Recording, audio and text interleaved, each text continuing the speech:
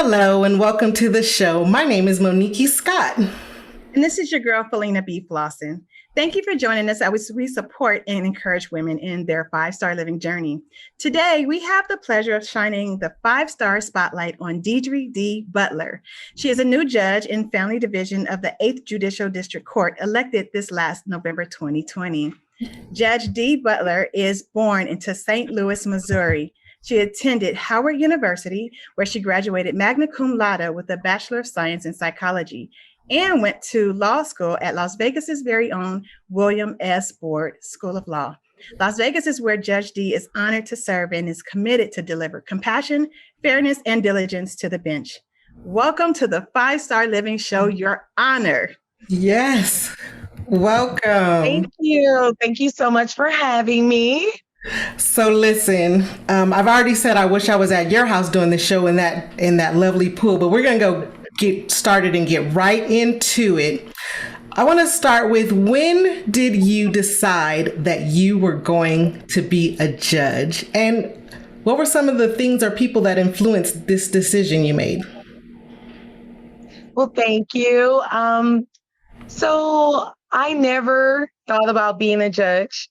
I never thought about being a lawyer either, for that matter, but I was one of those people in undergrad. I was a psychology major, but I didn't really know what I wanted to do with that, if I wanted to go the clinical psychology direction. So I met a lot of lawyers that I respected, and they were like, we all went to law school because we did not know what we wanted to do, but you have so many options because everything from criminal to family, civil, there's just so many options. So I decided to go to law school, and I spent most of my career as a public defender. Love my job. Love representing people in our community that could not afford counsel, and still feeling like they had an amazing advocate for them. And then just recently, the tide started to change in 2020, where I had so many great friends who were basically like, we keep complaining about the system. There are many judge positions that will be open in 2020, including family court, where they had 6 new open seats, and we think you should run. So I was like, absolutely not. I would rather do anything else. I'm not a politician. I don't want to run. It sounds like a lot of work and a lot of money. Also, I'm a mom of 3. So my oldest is 10, and I have a 7-year-old and a 2-year-old who at the time was like barely 1.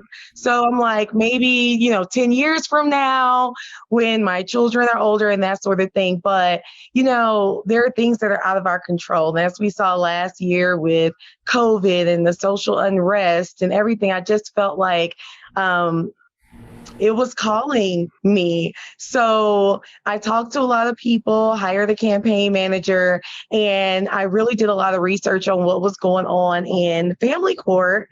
And one of those things, talking to a lot of family law attorneys and my own clients, we're like that plane fly by. But I realized that most of the complaints were that the judges were not compassionate. They would not listen to the clients. They had their minds made up before the litigants walked into court. And especially in family court, there's a large number of litigants who represent themselves, approximately 60%. And they just felt, a lot of them felt like, they didn't have any judges they could relate to and who would listen to them. So after doing all that research, very, very long story short, I decided, why not me? I know I will be that person. I know that I'm fair. I know that I'm compassionate. Everything they're complaining about are basically similar hurdles that I encountered in the public defender's office doing the domestic violence track, which is a very hard track in that office. So I decided to run ultimately, and after a lot of work, was successful. So, and I'm so happy now. I'm so happy now. And to their credit, the judges in family court have just embraced me. I have like 2 or 3 mentors at this point. So it's just been a really good experience. Congratulations. Wow. Thank you. Judge Dee, I'm just like so proud, right, to see, an amazing sister of color in such a wonderful position. We applaud you. We are so grateful to see you as one of our local superheroes, if you will. Thank you.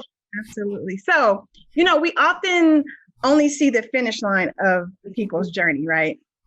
Tell us about some of the biggest obstacles or challenges you have overcome in your journey. Oh my gosh. That is a loaded question. Okay, well, maybe just one that sticks out. Are you all the type of host that like make people cry on the show and then you have those moments? But if it happens, we'll give you a virtual hug. Yes, and we'll definitely cry with you. Absolutely. No, it's just there's been so many hurdles, and I feel like one reason why I can relate to litigants before me now and then as a public defender, my clients, is just because, my story is their story. I grew up in St. Louis, Missouri. We grew up, my mom hates when I say we grew up poor. I mean, I didn't feel like I was poor. I didn't know I was poor until later on. And I found out how, much money she made, but she definitely made it work. I was an only child. But my father was murdered when I was 14 years old. And so I feel like when that happened, it just jolted my whole life. I was like, which way am I going to go? Am I going to go down this one road where, I can just do some unsavory things, but, live a fast, happy life? Or do I want to commit to an education and, just be something better? But it took me a very long time to make the decision to even attend college. The only reason I was interested in college is because I attended a Gateway Classic football game in St. Louis and Howard University was playing. So I'm like, oh my gosh, all of these people look like me. If I can go to school there, I will go. So I did. I applied. I received a full ride scholarship from an organization in St. Louis who, thank goodness, looked out for, people like me who would not have probably been able to attend college otherwise. And I received a full ride to Howard. Best experience of my life. I mean, just being on a campus where everyone looks like you, but all of your professors who look like you also have PhDs. It was just phenomenal. And, meeting the professors at the law school, meeting the doctors at, Howard Medical, the dental school, it was just mind blowing. And then being in Washington, D.C., which is, that's why they call it the Mecca, so many wonderful schools. So that was definitely a huge change for me. And I decided to live my life happily. I like to say I wake up every day and choose to be happy because my dad was a very happy person, a party guy. And I'm like, he would not want me to sit around grieving and wasting my life. So the best way to honor him is to thrive. And so, yes, that is my biggest obstacle. So. And I know he is so very proud of you. Yeah, what a way to honor him. And when it comes to your either professionally or personally, what is something that you're looking forward to accomplishing? I know that for the lack of sounding corny, like want to make a difference in people's lives. I've been through divorce. So, by the nature of my job, I'm dealing with people who once loved each other, produced children together, and now they hate each other and we're trying to dissolve their marriage. So I just want people to have the results they want, but as efficiently and peacefully as possible. So I try to help them, like I tease them a lot. I like to do more of a settlement mediation style, like, what do you really want out of this? Is one person just being incredibly unreasonable because I understand this is very emotional and you're going to go through this process, put your kids through this process. But what's your ultimate goal? Like, what are you seeking? So we can help you get there quicker and without hurting each other even more.